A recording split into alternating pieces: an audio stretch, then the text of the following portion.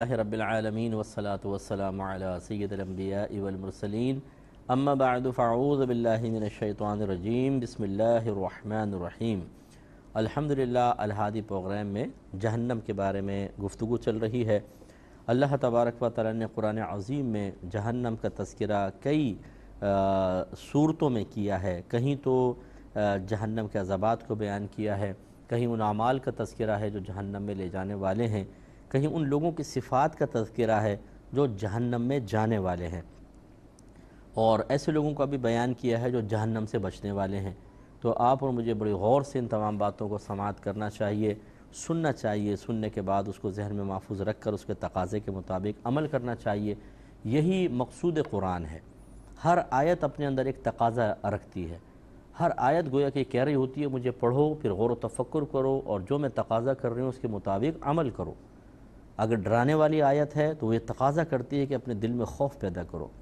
انعام کی آیت ہے تو وہ تقاضا کرتی ہے کہ ترغیب پیدا کرو، راغب ہو اس انعام کو حاصل کرنے کے لیے۔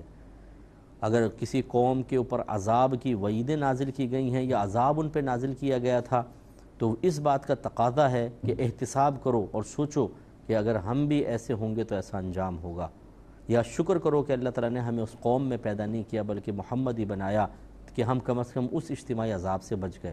اس طرح ہر آیت ایک تقاضا کر رہی ہے۔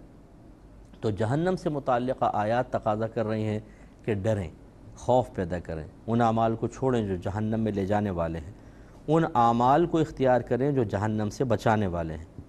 یہی ہمارا مقصد ہے، اور اسی مقصد کو بنیاد بنا کر ہم آیات بیان کرتے ہیں، اور کوشش ہوتی ہے کہ کچھ واعظ و نصیحت کا سلسلہ ہو، ہم بھی نصیحت حاصل کریں۔ میں آپ کو بارہا عرض کرتا ہوں کہ اگر میں آپ کو کوئی بات سمجھاتا ہوں، سب سے پہلے میں اپنے آپ کو سامنے رکھتا ہوں اور رکھنا چاہیے۔ جب ایک عالم اپنے آپ کو فراموش کر کے صرف سامنے والوں کو سمجھانا شروع کر دیتا ہے، وہ اس کی تباہی کا پہلا زینہ ہوتا ہے۔ پہلے اپنا احتساب، اپنے عیوب و نقائص پر نگاہ، اچھی صفات پر نگاہ، بری صفات ہوں دور کریں، اور گناہوں توبہ کریں، اچھی صفاتیں اللہ کا شکر ادا کریں، اس کے اندر ترقی کے لیے کوشش کریں۔ یہ ایک عالم کا کام ہوتا ہے۔ تب اس کی زبان میں ایک تاثیر پیدا ہوتی ہے، تب وہ عالم معاشرے کے ایک بڑے حصے کی اصلاح کا سبب بن سکتا ہے۔ جب ہم خود بے عملی اختیار کرتے ہیں اور عمل نہیں کرتے تو پھر ہماری زبانوں سے تاثیر چھین لی جاتی ہے اور بے برکتی پیدا ہوتی ہے۔ مصنوعی طور پر زبان سے نکالے جانے والے الفاظ صرف سماعتوں تک محدود رہتے ہیں، دل میں نہیں اترتے، اور جو دل سے بات نکلتی ہے وہ دل میں ہی جگہ بناتی ہے۔ یہ ایک بنیادی اصول ہے۔ یہ سورہ مومن کی کچھ آیات ہیں، میں آپ کی خدمت میں عرض کر رہا ہوں، اور یہ جنت کا جب میں نے موضوع بیان کیا تھا اس کے ضمن میں بھی کچھ میں نے اس پہ کلام کیا تھا، لیکن دوبارہ میں مناسب سمجھتا ہوں کہ جہنم کے تذکرے کے ضمن میں ان کو بیان کیا جائے۔ پس منظر ان کا یہ ہے کہ جب فرعون نے حضرت موسیٰ علیہ السلام کے معاذ اللہ قتل کا اور ان کو ہلاک کرنے کا ارادہ کیا، تو اسی کی قوم میں سے ایک شخص تھا جو ایمان لا چکا تھا، لیکن اس نے اپنے ایمان کو ظاہر نہیں کیا تھا۔ اس نے پھر ایک بڑی جرأت کے ساتھ سامنے کھڑے ہو کر فرعون کے دربار میں، جہاں سب موسیٰ علیہ السلام اور ان کے ماننے والوں کے خون کے پیاسے تھے، ایک بہترین واعظ کیا، ایک نصیحت کی۔ وہ نصیحت اللہ نے یہاں درج فرمائی ہے، اور وہ بڑی ہی قابل سماعت، اور اس سے جو نتیجے ہیں وہ واقعی قابل اخذ ہیں کہ ہم ان کو اخذ کریں، حاصل کریں اور میموری میں محفوظ کریں۔ تو اب اس شخص نے اپنی قوم کو، یہ پیچھے سے کلام آ رہا ہے لیکن میں یہاں سے سٹارٹ کر رہا ہوں، یہ 29 نمبر آیت سے اس کا 39 نمبر سے اس کا آغاز کر رہا ہوں۔ تو اس نے پھر چونکہ ہم قوم تھا تو اس نے کہا یا قومی انما هذه الحیات الدنیا متاع وان الآخرۃ ہی دار القرار۔ اے میری قوم، یہ دنیا کی زندگی تو کچھ نفع کا سامان ہے، تھوڑا بہت نفع ہے، اور بے شک وہ اخروی آخرت وہ ہی ہمیشہ رہنے کا گھر ہے۔ دار القرار تو حقیقتاً وہ ہے۔ کتنی پیاری نصیحت ہے۔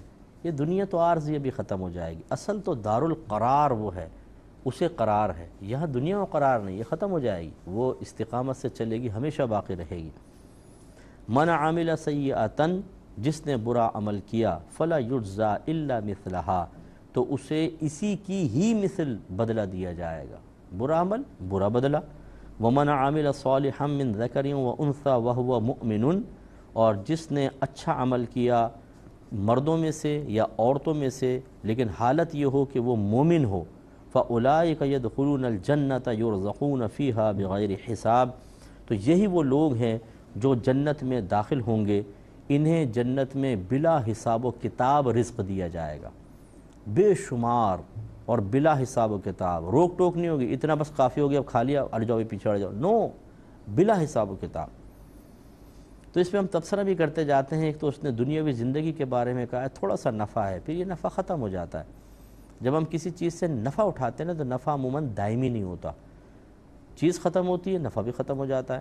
بس آپ ایک کلفی کھا رہے ہو مثال کے طور پہ، منہ میں لیتے ہیں تو ٹھنڈک اور ذائقہ دو چیزیں محسوس ہوتی ہیں، بڑا مزہ آتا ہے، لیکن تھوڑی دیر میں کلفی ختم، خالی ڈنڈی رہ جاتی ہے، اسے آپ پھینک دیتے ہیں تو ختم ہو گئی، کلفی ختم، ذائقہ بھی ختم۔ بس ایسے ہی دنیا ختم، اس کا نفع بھی ختم۔ تو اگر اب دنیا ختم کس طرح؟ دو طرح ہو سکتی ہے، یہ تو قیامت قائم ہو جائے دنیا ہی ختم ہو جائے، یا آپ کو مجھے موت آ جائے۔ جب ہم مر جائیں گے تو ہمارے حق میں تو دنیا کے نفع ختم ہو گئے نا۔ تو کہنے کا مطلب یہ ہے کہ یہاں کی ہر چیز عارضی ہے، اصل تو آخرت کو قرار ہے، وہاں جو ایک دفعہ آپ کو چیز مل گئی وہ کبھی چھینے گی نہیں، جو عزت ملے گی ہمیشہ رہے گی، جو صحت ملے گی ہمیشہ، جو جوانی ملے گی ہمیشہ، جو خوشیاں ملیں گی ہمیشہ، جو زندگی ملے گی ہمیشہ، کبھی اس میں فنا ہی نہیں ہے۔ جنت میں جا کے سب نعمتیں ہیں، تو اس عظیم زندگی کے لیے کیوں نہیں محنت کریں ہم؟ یہ ہے سمجھداری کی بات، ہے بڑی آسان۔ کسی بھی بے وقوف اور بدھو کو بٹھا کے میں سمجھاؤں نا تو وہ کہے گا کہ آپ بالکل 100% صحیح کہہ رہے ہیں، تو پھر آپ لوگ تو بہت سمجھدار ہیں۔ ہم ہر بات کو سمجھتے ہیں، اقرار کر رہے ہیں، لیکن جب عمل کی بات آتی ہے تو نفس و شیطان ایسا ہمیں گھیر لیتے ہیں کہ ہم کہتے ہیں پتہ نہیں ہماری عقلوں کو کیا ہو گیا ہے، استقامت نہیں ملتی ہے بس۔ تو یہی کمال ہے انسان کا کہ نفس و شیطان دنیا مخلوق سے مقابلہ کر کے اپنے اللہ کو راضی کریں۔ پھر اس نے کہا کہ جس نے برا عمل کیا اس کو ایسے ہی بدلہ دیا جائے گا، اور جس نے اچھا عمل کیا اس کے ساتھ یہ ہے، تو برا عمل کیا ویسے ہی بدلہ، بے نمازی پن کریں گے تو سزا ملے گی، کسی کا مال کھائیں گے، کسی پہ ظلم کریں گے، بدلہ ویسے ہی، معاذ اللہ جنہوں نے کفر کو اختیار کیا پھر بدلہ بھی ویسا ہی ملے گا۔ ہم بعض اوقات برے عمل کر رہے ہوتے ہیں اور اللہ تعالیٰ سے اچھے عمل کی امید لگاتے ہیں، خوب فراڈ کر رہے ہیں، گالیاں بک رہے ہیں، بے نمازی پن، یہ وہ، اب کوئی ہمیں کہے یار ایسا نہیں کرو غلط ہے، یار اللہ کی رحمت بہت بڑی ہے، اللہ ہمیں جنت میں پہنچا دے گا، تو ہم سمجھتے ہیں کہ کتنے بھی ہم برے عمل کر لیں ہم جنت میں چلے جائیں گے۔ اچھی بات ہے، حسن ظن قائم رکھیں، میں اس کا انکار بھی نہیں کروں گا کہ یہ ہو سکتا ہے کہ ہم کتنے برے عمل کریں، اللہ اپنے رحمت سے بخش کے ہمیں جنت میں داخل کر دے۔ کون ہوتا ہے جو اللہ کی رحمت کو اس کے بندوں تک پہنچنے سے روک سکے؟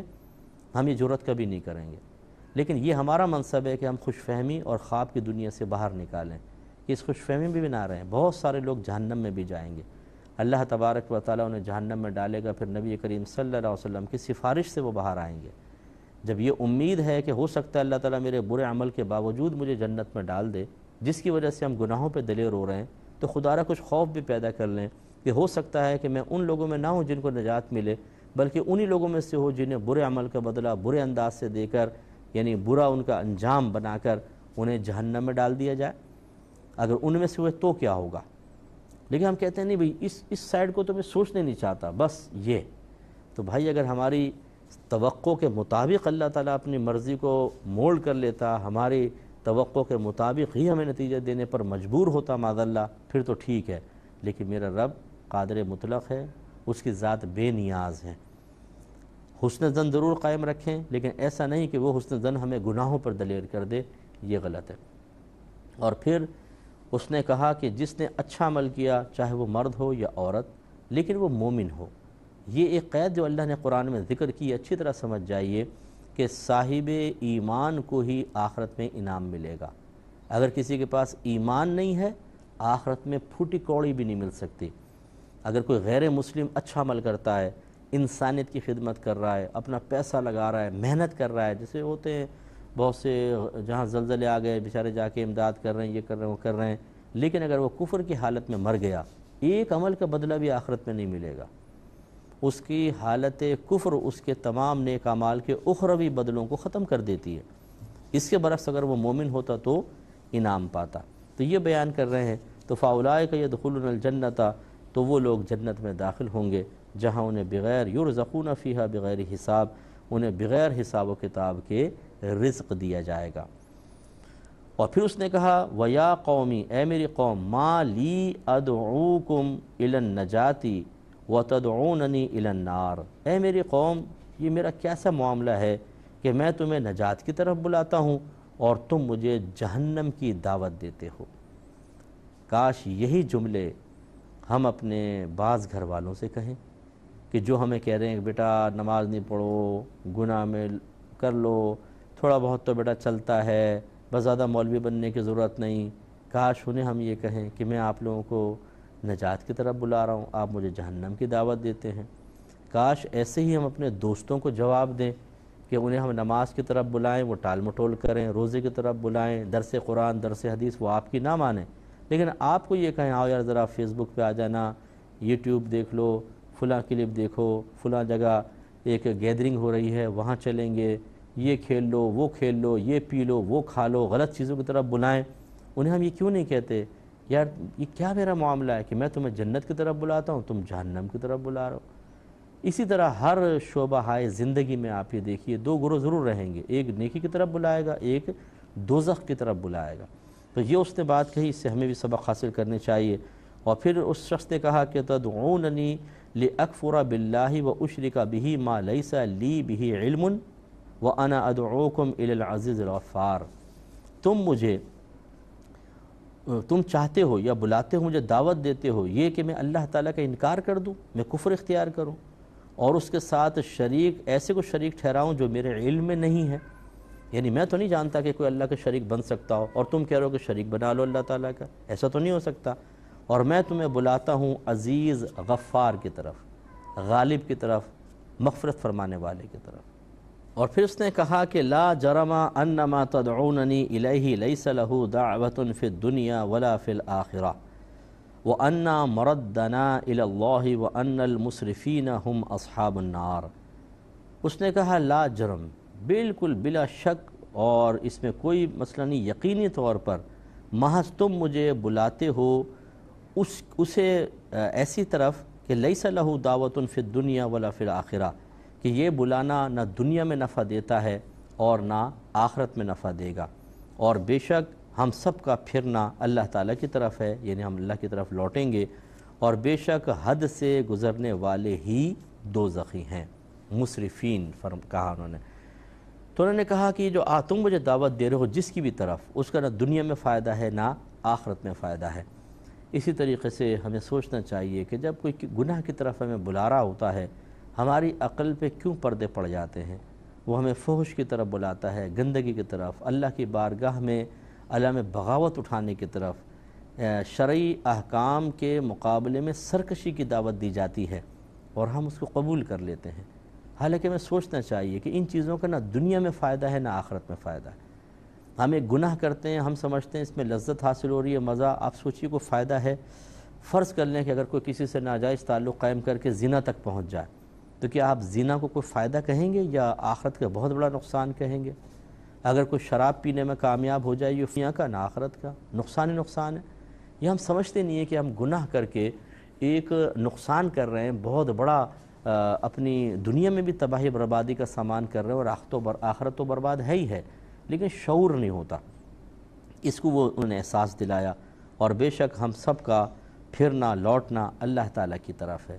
بس یہ چیز اگر ہم ذہن میں رکھیں، دا ڈے آف ججمنٹ یہ ضرور آئے گا، اور کچھ عرصہ لگے گا لیکن آئے گا۔ تو اگر یہ ہمارے ذہن میں ہو تو ایک تو ہم گناہ نہ کریں، دوسرا ظلم نہ کریں، کسی کا حق نہ دبائیں۔ جو آج ہم وراثتیں دبا کر، جو بہت سارے بھائی ہمیں سن رہے ہوں گے، وراثتیں دبا کر بیٹھے ہوئے ہیں اپنے گھر کی عورتوں کی، شرم نہیں آتی کہ مرد ہو کر ہم عورتوں کی مال دبا کر بیٹھے ہوئے ہیں، اپنے بیوی بچوں کے منہ میں اس کے نفع پہنچا رہے ہیں، اور بیچارہ جو حقدار ہے وہ محروم بیٹھا ہوا ہے، اور شرعی مسئلہ بھی معلوم نہیں کرتے کہ اس پراپرٹی میں، اس وراثت میں فلاں کا حصہ ہے کہ نہیں، خود ہی مفتی بن جائیں، نہیں کوئی کسی کا حصہ نہیں ہمارا ہے۔ بھائی ذرا ایک دفعہ فتویٰ تو لے لیں، معلوم تو کر لیں، ہو سکتا ہے آپ ناحق کسی کا مال کھا رہے ہوں۔ اگر والد صاحب نے زندگی میں سب کے سامنے کہہ بھی دیا ہو نا، یہ میری دکان اس بیٹے کی ہے، یاد رکھنا بھائی، لیکن بیٹے کو مالکانہ تصرف نہیں دیے، ابا جانی دکان میں بیٹھتے ہیں، نہ اسے رینٹ پہ دینے کا اختیار، نہ بیچنے کا اختیار۔ یاد رکھیں دکان اس کی نہیں ہوئی، جیسی والد صاحب فوت ہوں گے سب کا اس میں حصہ ہوگا۔ اب کتنے ہی ایسے لوگ ہیں زندگی میں، یہ فلاں کو دے دینا، یہ فلاں کو دے دینا، اور وارثوں کے حق میں وصیت کر رہے ہوتے ہیں، دیگر ورثہ راضی بھی نہیں ہوتے تو یہ وصیت نافذ ہی نہیں ہوتی، اور اپنی قبر میں عذاب جہنم لے کے پہنچتے ہیں۔ عذاب جہنم ہیں جی، گھر کے سرپرست بڑے ہیں، سمجھتے ہیں ہم جو ان کے لیے فیصلہ کریں گے وہ چاہے اللہ اس کے رسول کے حکم کے خلاف ہو ہمارے لیے جائز ہے۔ کیسے جائز ہو گیا بھائی جان؟ چلو اسی پہ دلیل دے دیں۔ تو سوچنا چاہیے، سمجھنا چاہیے، ایسی اوروں کے مال دبا کر بیٹھے ہوئے ہیں، سب کچھ ہیں۔ اگر لوٹنے کا یقین ہو نا اور یہ پختہ ہو جائے ذہن میں تو آدمی خوف محسوس کرے گا کہ یار اس کے حساب کیسے دوں گا؟ میں اس کو گالی بک رہا ہوں، اس کو مار رہا ہوں، اس کا پیسہ کھا رہا ہوں، اس کے ساتھ زیادتی کر رہا ہوں، اس کو بدنام کر رہا ہوں، اس کو بلیک میل کر رہا ہوں، آخرت میں کیا کروں گا؟ کیسے جواب دوں گا؟ تو فوراً رکے گا آدمی۔ تو یہ بڑی بہترین چیز ہے کہ انسان لوٹنے کو یاد رکھے۔ اور بے شک مسرفین وہی جہنمی ہیں۔ مسرفین، اب اسراف کا مطلب ہوتا ہے اللہ کی نعمت کو اس طرح خرچ کرنا کہ نہ اس میں دین کا فائدہ ہو نہ دنیا کا فائدہ۔ تو جو گناہ کرتا ہے نا، وہ گناہ کے اندر اللہ کی نعمتوں کو غلط استعمال کر رہا ہوتا ہے، نہ اس میں دین کا فائدہ ہوتا ہے نہ دنیا کا فائدہ ہوتا ہے۔ یہ اس کی بہت ہی بڑی مسٹیک ہوتی ہے اور وہ سمجھتا نہیں ہے۔ تو یہ اب جیسے کافر ہے، وہ اللہ کی تمام تر نعمتوں کو نافرمانی میں، کفر میں استعمال کر رہا ہے، تو یہ مسرف کہلائے گا، اور مسرفوں کا ٹھکانہ جہنم ہے۔